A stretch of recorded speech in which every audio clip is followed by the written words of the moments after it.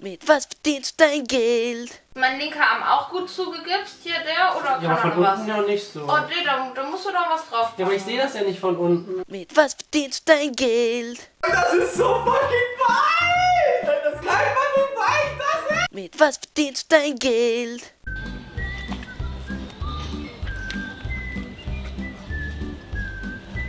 Mit was verdienst dein Geld? Du bist ziemlich hart im Nehmen. Ey, tausendmal besser als so ein scheiß Katzenfutter. Nicht. Auf jeden Fall. Was verdienst dein Geld? Was verdienst dein Geld? Geld. Wird ein, oh Gott, wird zum G-Log, nicht verwechseln mit dem G-Log von Gronk. Auf jeden Fall, heute startet es im... Mit was verdienst dein Geld? Ja, Alter, ihr habt schön diesen Fettsack mit Zahnlücke gefickt.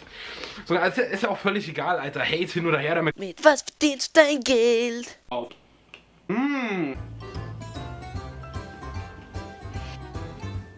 Was verdienst dein Geld? Ich mach meine Füße.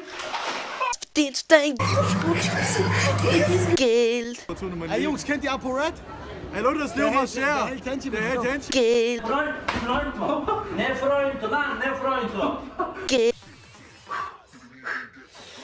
Geld. So, hallo und alle zur nächsten Folge von Craft Attack 4 und heute schmeißen wir die Geschichte endlich mal an, wo wir die ganze Zeit drauf hingearbeitet haben. Mit was verdienst dein Geld?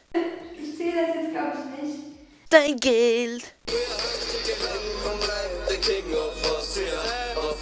Dein Geld. Ach so, nein, das haben sie adoptiert. Ihr Kind ist gestorben.